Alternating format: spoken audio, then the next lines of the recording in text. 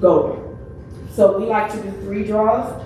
There's some times where we only use 1, depending on which contractor we have working it and what it looks like and how many we have going on at one time. So it really depends on you and your project. You control all of that. You control the draw process as far as when you submit those draws, how much you submit those draws for.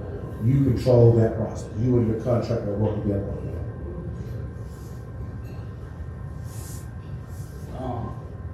Got a question. Okay. Let me say this before I ask it. I got to run out to my son's school, but I'll be back. I promise I'll be back. I said it in front of everybody. I'll be back. But my question is, so my siblings and I inherited property, but we can't decide what we want to do with it. So can some of that HELOC or the hard money be used to buy them out? Yep. Yeah. It doesn't have to be used just in rehab. Now, I won't get too deep into the situation, but that will kind of dictate what loan and what condition it's in.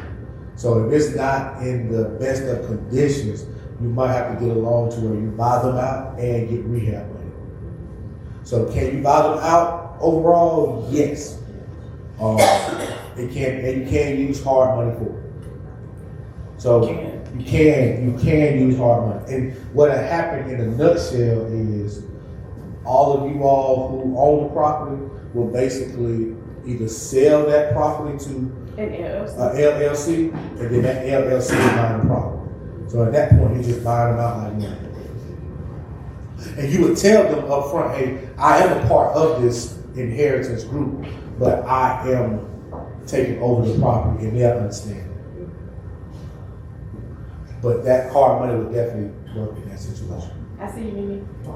So with the hard money lender, can one person, or do you need, so if it's a partnership, do both people have to have money in the account, seasoned in the account, or just one of the partners? Just one. Just one. Yeah. It can be both. It can be a one partner got the credit, the other partner got the money. Yeah. Or it can be one partner has to pay everything. What's wrong? Apply everywhere or just the state government? In most In states. most states. Most Yeah. states. Now, some states are a little different, but it's only 10% difference. The tri-state area, Florida, Georgia. Oh, that's all day. All day in other states. All right, so what they're looking at, they want to make sure you have a deal. If it's not a deal, they don't want to lend on it. So it got to be enough cushion for you and them. Take notes. This is a good note, so we're not going to go in detail about it. But what classifies as a deal to the lender? All right. They are not going to loan you anything, for the most part, anything over 70% of the ARV, which is the after repair value. So once the house is fixed up and it's all cute, how much your house is selling for in the 0.5 mile radius of that property that looks similar to the one that you have. So from a number standpoint, if the house ARV, meaning after it's fixed up and pretty, if it'll sell for $100,000, the hard money lender will not give you more than $70,000 on that loan. And that $70,000 will include your purchase and your rehab. All right. So if you want to know if you have a deal, this is how they look at a deal. As long as your purchase and your rehab equals 70% of the ARV, you can get funding all day on that type of deal. And what determines the ARV is they will do an appraisal in the as-is condition, and they'll use that scope of work that you're going to create, and they're going to estimate what that ARV is going to be. And so what a scope of work is your itemized budget and your plans for what you're going to have done, like your repair budget. So if I am doing a renovation and I'm going to upgrade the kitchen, what does that upgrade kitchen look like? Am I buying new cabinets? Am I putting new countertops? Am I painting the interior of the house? Am I replacing the roof? It's an itemized budget of how much it's gonna cost and what items are gonna be done. How do you figure that out? You're gonna walk through the property. You're gonna look and see, okay, what are houses in this area selling for? What do they look like? Never over improve a neighborhood, okay? Because you don't get your return. Never over improve it. What are houses selling for in this area? What are they doing? Are they putting a new roof on? Okay, if this house needs a new roof, you most certainly need to put a new roof on it. If it doesn't need a new roof and it has a fairly new roof, then you may not need to do it. If it's an open floor plan, you want to make sure that you put in your budget that you're going to open it up. If it's all the houses in the area are selling and they're 3.2s and your property is a 3.1, you need to put in your budget, how can you make it to a 3.2 so that you can match that value? Your contractor will help you come up with that scope of work. So as a lot of times people think finding the property is the most important thing. Finding your contractor is equally as important, because when you're going through this loan process, that scope of work that you provide to the lender is what they're going to use to give you your money back. So if you go over that scope of work, you can't go back to the lender and say, hey, I need some more money. So it's important to find contractors, it's important to ask those questions, it's important to get experience estimating repairs. And then it's equally important to make sure you have a contingency in your repair budget. Contingency means something is going to happen, because it is. You're not a pro at it, even pros have contingencies. So knowing that you're going to have what the F, it's going to happen, and having that budget in place to be able to take care of it without pulling your hairs out. Yep. Next question, maybe? Good? Right? Hey, let me ask you a question. Now, you said hard money lenders, they actually do new construction. Yes, sir. What would the process be for them to have you get your own money or involved if you want to use a hard money lender for new construction to build and then sell? Same process. It's simple. It's the same process. In an ideal world, you own the land, and then at that point, you don't necessarily have a purchase and rehab loan. You really just have a rehab loan. So as you are building the house, foundation, framing, they'll reimburse you those funds. So it's really the same way. You just really don't have a purchase side to it. Now, are there some lenders that will maybe use your land as some of your down payment?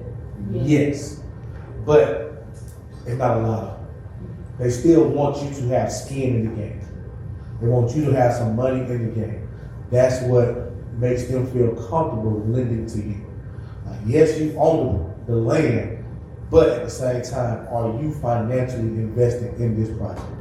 If you inherit some land, it's hard to just go to the bank and say, I don't want to put no money down. I just want y'all to give me the money to build this house. I should need $150,000. You're not invested at that point. Yeah. The land has value, but that doesn't mean you have skin in the game. All right, I think we talked about these fix and flip loans, bridge loans. Bridge loans are temporary loans that you need. They are interest-only loans, and those are temporary loans where they're either 12-month, 18-month. You either need to refinance or you need to sell. You can refinance and get into a 30-year loan, but it's that temporary loan you need. Maybe you know it's going to sell in the springtime, and you just need a temporary loan until the springtime. When that market picks back up, that's what you'll use a bridge loan for. Or you may have a tenant buyer in place. They're expected to buy in 6 months. You may do an 18-month bridge loan just in case, and then sell it without being penalized for an early payoff. And I go too far. One of the downsides to getting a 30-year fixed rate loan with a hard money lender is if you pay them off early, you get penalties. So if you get a 30-year loan and you pay them off in the first year, they'll charge you 5 points, which is 5% of your loan. So if your loan is $400,000, a percent of that loan at 1 point is $1,000. 5 points is $5,000. So you can sell it, but they'll just penalize you. With the bridge loan, there is no early prepayment penalty. So detailed situations, but just know that you have options. Even if you get into a loan with a fix and flip lender and you're done with the project, but the loan is due, you can go into a bridge loan to get out of that original loan. So creative stuff that you can do when the financing works. All right. Yes. You almost ready for us? Okay. We're gonna talk numbers and then we'll be ready for you. All right. You ready to talk numbers? That's right. This is a recent deal that one of our students just closed on. The loan amount. Let's start with the ARV. Is the ARV on this page? The ARV was $450. The ARV was $450, meaning after they purchase it, after they fix it, and before they sell it, it'll be worth $450,000. All right. They purchased it for $195,000. The rehab was for $80,000. The loan amount that they took from the hard money lender was $275,000. They paid points. Remember, that's a percentage of the loan. With hard money lenders, they're usually asking you for points up front. Did they pay 4 points? Yes. They paid 4 points on this, which was $11,000. Their estimated insurance and prorated interest for when the new month starts over, when they make their first payment, was $3,450. They paid their interest up their insurance up for a year. That's a part of that $3,450. Their title and loan costs, that's with your closing attorney, how much they charge you to run the title and to file your recording deed, to record your deed, there we go, was $2,600.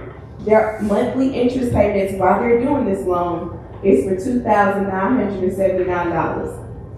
For a $275,000 house, well, loan, not a house, $275,000 loan, they had to bring $17,000 to the bank, to the closing table, yeah. And they had to have $27,000 in the bank. So back up a little bit, we're talking the last two. So Okay. when we say cash to close, that's what they sent from their bank account to the closing attorney. But when we say money in the bank to show, they want to make sure that you have money to make your payments, and they want to make sure you have money to start your rehab. So if it's $17,000, you can't just show $17,000 in the bank. For a house of this magnitude. Yes. They want to make sure that you can service this loan and start your rehab. So you got to have a little more money in the bank. Go ahead, Rosa. Question. Yeah, Rosa. It's another page of it.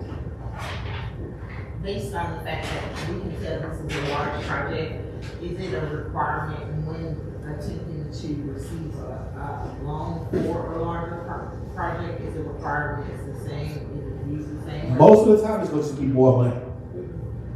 It's just going to be more money they want to see in the bank. So when I tell you it's tricky because different lenders have different requirements. Yeah. So we have a relationship with one lender to where they will do a 100% purchase, 100% rehab, as long as you don't exceed that 70% rule we said. And they don't make you bring a down payment to the closing table. They just make you bring the fees. Like this is just fees. So that's why it's so low, because there is no down payment technically. But there are some lenders that are going to require you to have 20% down on Plus top of the this. 17,000. Yeah. So the ARV on the property, it really kind of dictates how much you bring. On the flip side, if the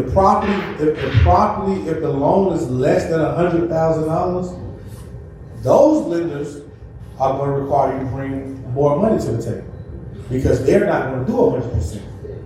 They're going to do 10, 15, 20% down payment. So don't think that because I'm doing a cheaper property that I need less money. Yeah. Just want to Come on, what are we here for? So if you're dealing with a property that you're going to a rehab that is turned cash, is the profit being considered in the deal? Like, you don't have to, are they considering the income that the property or the potential income, no, let's say, are they considering the income the property is making in the transition? Wait, who is they first? Is it The bank. The bank. So your 70% includes your 30% that you're gonna make as your profit. They're not considering potential rental income needs. Are they considering turnkey income? They are only considering the ARV. This is a fix and flip loan. If you was refinancing into a 30-year rental loan, Then they're concerned. that's when the rent comes into play. But this is a fix and flip loan. They don't plan on renting this loan. They don't plan on renting this property. They plan on selling the property. I see you turn. Talk to me. Talk to me. That right there. So I'm Talk to me. I'm thinking about like a debt service. A debt, Service DSCR coverage loan. ratio. That's for rental properties. You wouldn't use a DSCR loan for Right. a fix and flip property. Okay. Because then you're gonna get those penalties for paying it off early if you put it on the market. With DSCR, they want the property already pretty, Yes. already finished rehab. So they're not gonna give you that rehab price right here. They ain't gonna give you that right there.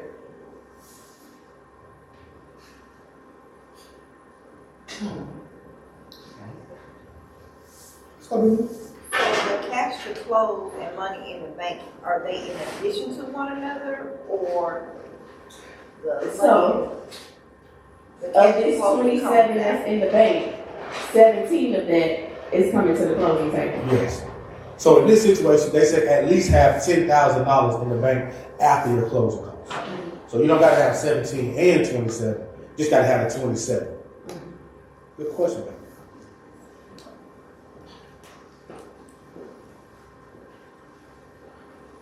The one thing you got to understand is how they make their money. They make their money off points. They're going to always have what I call junk fees, which are processing fees and all other type of little fees. They're not junk fees, they're needed fees. They're the Junk fees fees. that pays their admins, pays their team for looking at your credit report, for pulling your credit report. Right, junk fees. They're underwriters for underwriting the loan to make sure that they stay safe and that there is something that's going to bring them a return. Yeah, and they make money off their monthly interest payment. These are interest-only loans. So Yes. even though they're paying almost $3,000 a month, all that $3,000 is going directly to the lender. It's not affecting their principal at all. Yeah, at the end of the day, when they go sell it and they put it on the market, they're gonna still have a loan for $275,000. That's not gonna go down in a fix and flip loan. In a DSCR loan, it will go down. Yeah, Because they're treating this property like their asset, even though Yes. the investor had, it's their it's their portfolio. asset. Okay, so what happens when, okay, you said so the 275 won't go down until it's sold, right? Mm-hmm. So what happens when it don't sell? Like, how do you convert that to, like you don't want to be stuck with the property and still. I go there since you brought it up. We'll go there. In a situation like this, you would refinance into a potential bridge loan, or you'll refinance into a 30-year loan. If you refinance into a 30-year loan, that's ideally where you're getting a tenant in the property. If you refinance into another bridge loan, you're still more likely looking to sell the property. All right. So we talked about gap funds, but I want to talk about it real quick so we can talk about how this goes together. Gap funders are your partners. They're private investors that fund a portion of the deal. All right. Someone asks, can you get a private investor for a portion and use hard money for the other portion? That private investor, that portion will be your gap funder. All right. And then the hard money lender can fund the purchase and the rehab, and that $27,000 can be from your gap funder. All right. The percentage that gap funder gets back is dictated between you and them. Yes. It can be as little as a 10% return. It can be as big as a 50-50 deal. Yeah. It can be a flat fee. Yeah. Those are terms that you and that gap funder create together. Mm-hmm. What works for them, what works for you. Mm-hmm. So there is no set amount on how much to pay your gap lender. But I will tell you this. Don't get caught up into not wanting to make your gap lender happy. Because if you do it right, it don't matter what you make from the deal, it's all profit. Yeah, because none of your money is invested in it. So if you make $30,000 from the deal, it's profit. If you made $15,000 from the deal, it's profit. All right, let's talk about this same deal, same exact deal.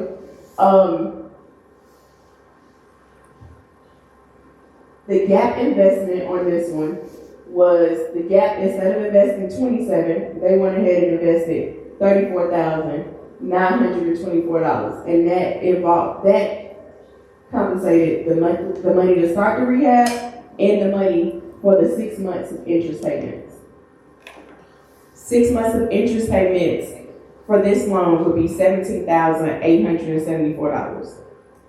You're gonna start your rehab with the money first. That same money, you're gonna start your rehab with it first, and then as you're getting reimbursed with it, those go towards your monthly interest payments. So you ain't just got profit sitting in the account. That money's already accounted for from the beginning. And it's a little tricky, that part's a little tricky, but that's where we are totally transparent. In the beginning, we was messing up on that part because we was borrowing too much money. We was borrowing, because we estimate a flip will take 6 months, start to finish. If it's quicker, it's good. If it's more, just know it's coming out of your pocket. Yes, but we estimate 6 months up front. But what we was doing when we first started, we was taking 6 months of interest payments And rehab. and we was taking rehab money to start up. But as we was doing it, we was realizing that 6 months of interest payment is just sitting there. We don't need to take startup money. We can use that 6 months of interest payments in the beginning to get the loan going. And by the time we finish the project in 60 days, we got all of our money back. Now we just use that money to pay the loan. All right, so that's one tricky part that we kind of found out by trial and error, that don't take too much money, just take enough of what you need. Go ahead, Rosa. For the monthly payments, you're speaking about the hard money lender. Yes. We're speaking about the hard money lender. Is it is the terms for the gap funder, is that also determined at the start of the agreement between you and your gap funder on whether or not they will be paying at the close of the property, or if they will receive monthly interest payments as well? Yep, that's a part of your negotiation. You outline that on the front. What makes them happy? Do they want monthly payments or do they want it rolled in? Some people will prefer it rolled in because they need a lump sum. But if they're using other forms to get that money, say they're using their HELOC and they have a monthly payment, they may want monthly payments to cover that HELOC loan. Yeah. And just in this situation in particular, they got the $34,000 from a self-directed IRA. So There is no monthly payment. she didn't have to make any monthly payments, so she just said, we'll do it all at the end. So that's what made this work. So let's just say if I'm a gap funding, like individually, how would I go by the steps to protect my investment? The part, as far as like I give them $30,000 for the project, how would I protect that? How are you protected? Yeah. So you will get what we call a note and mortgage, and you become the bank. So when you get a note and mortgage, you're going to put that note and mortgage on that property. Now, you're not going to be in first position because that hard money lender is going to be in first position. So you're going to have to be in second position. Or if you're a part of the LLC, then you would make that payout as a part of your LLC. What is your payout going to be? So before it sells, that payout is already agreed upon from the LLC origination on how much profit split is gonna happen per deal. And because you have a noted mortgage, they can't sell that property without you signing off. So they can't just sell the property and say, send them some money after closing. In order to get a clear title, You gotta have to pay. sign off on it because you are the bank. You are the lender. You just can't go sell Wells Fargo house and think it's all good. You have to get Wells Fargo signed off. Permission, yeah. All right. And I know we're gonna go. Rosie, you have another question? Yeah. I forgot, it'll come back. Okay. What's the next one? No, the one thing that I like how you asked that question, if you're the funder, understand that real estate is just a vehicle. And real estate is a vehicle to make money. But the ultimate goal is to become the bank. That's the goal. The goal is to have enough money set aside or have access to enough money that you can lend out to other people and allow them to work your money. That's what I like the to goal. call in your sleep money, to where you're not pulling up every day, you ain't got to show up for it. It's literally working in your sleep, whether you're working or not. If I got a choice between being the investor or being the bank, I'm gonna always be the bank. That's the goal. Real estate is just a form to get us there. Ms. Rose? Okay, I remember now. Because earlier you said that a gap funder and me would create a business, and that's the way we would close the real estate deal. Mm-hmm. However, they need the note to close the deal, so how are we keeping all of this? So there's two ways to do it. So if you create a LLC, then that person is a part of the LLC. So at that point, you can't sell that house without their signature because they're a part of the LLC. So that's their security, is being in the LLC. Oh, okay. So if they're not a part of the LLC, that's where you do a note and mortgage that secures their investment. Because remember, we don't always need to add them to the LLC if we already have the funds in the bank to show for it, and we already have the credit. We may not be using our funds, but we still got it to show. And at that point, that's when they become second mortgage. It's smoother. It's a lot smoother if you have the funds and you use them for a note and mortgage. Creating the LLC is a little more intricate, but it can be done. Okay, so we create the note, and the gap funder is second seat to the loan. Do we create draws for the funding from the gap funder, or are we saying we create a note that they have given us the funds to sit in our account? It kind of depends on how you structure How you it. structure. You structure different ways. And the one thing I will say is there's so many different ways to do it. Yeah. Like, there is no one way to just Skin the cat. skin it. It's multiple ways to create it. It's all dependent on what that gap funder needs to make it a win-win for their situation. And what they feel comfortable with. Yeah. Okay. I think it's time. Yes, is there any particular way you want us to do it? No, I don't. While you guys eat, we're gonna still present, we're gonna still talk. We're gonna take how long a We're break? gonna take a 10-minute, 15-minute break. Restrooms back there, get your food. We'll wait till at least everyone is still in this room before we start back talking, and not in Can the you put a restroom. time on it, please? I said 15. What's that time, man? 15? It's Oh, that 12:31. type of time? Yes. Mm. So ideally, we're going to shoot for 12:45 to have everybody at least food and back in their seat. Just start. All right.